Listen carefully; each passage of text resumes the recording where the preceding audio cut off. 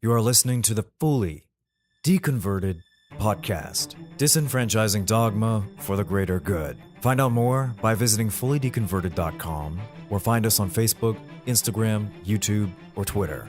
And now, on with the show.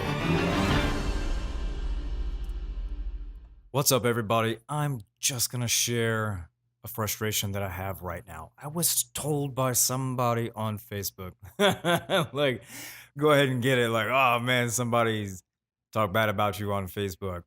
Yeah, but you know what? We all put stock into social media in our interactions with each other.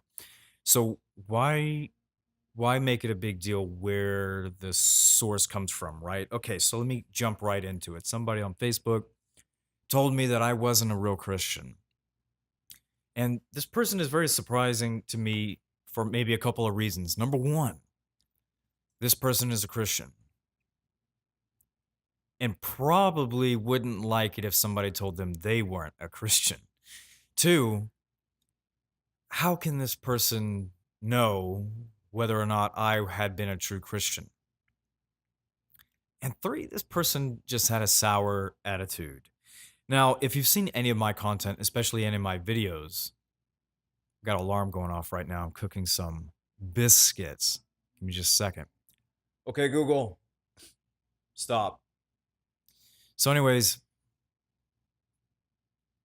really upset me that people feel the liberty to call into question other people's commitment to an idea when they're not informed on it. Now, that's not to say we can't have opinions, expressions, and that they're even true on other people's experiences, but we need to be informed on them first, right? So, what's the real issue here? The real issue ends up being that I'm in disagreement with this person. So, sometimes we make what are called ad hominem attacks. And that's where we say, oh, everything you're saying is BS because it's coming from you.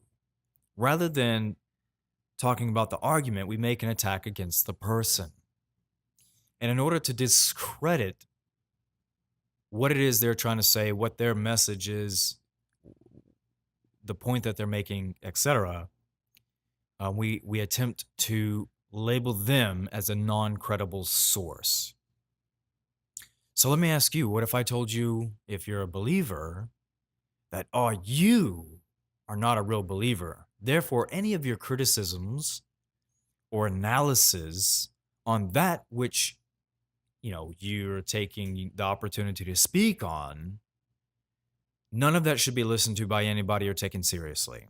In fact, you should probably just leave and not engage on this issue again. Because I say so. I say that you're not a credible source. Everybody look at this non-credible source. But is that how we create meaningful change? I don't think it is. And I think you agree with me. I think if we're all going to gather around in a circle and have a discussion, we need to listen to what the subject matter is. And the person presenting it, we're going to find out very quickly if they have substance to offer. And when people do offer substance, whether it stands in direct opposition to what it is we're presenting or the point of view that we hold, that shouldn't be a problem. The problem becomes when we refuse to engage in that new data that we've just been presented. Because it's that refusal which has, for the entire history of humanity, been the thing that oppresses us, destroys us, enslaves us. The Bible says, my people perish for the lack of knowledge. Who cares that a God said that? We all can say that. Imagine 1,000 years from now, if the human race has extended our lifetimes by 1,000 years, and humans live to be 1,000 years old because our medical research and technology enables us to do so. We will have looked back on the year 2000 and said, man, for the lack of knowledge, man, they perished when they were just babies. It's funny because this theme is actually found in the Bible, the longevity theme. So I'll leave that with you. What do we do when somebody says, I was definitely devoted to this idea? Do we discredit them or do we hear them out? And then when people offer criticisms and they're in direct opposition to us, do we engage with their criticism or do we reject it and attack the person? I'll leave that up to you. Hey, this is Aura El Avinu with Fully Deconverted. See you next time.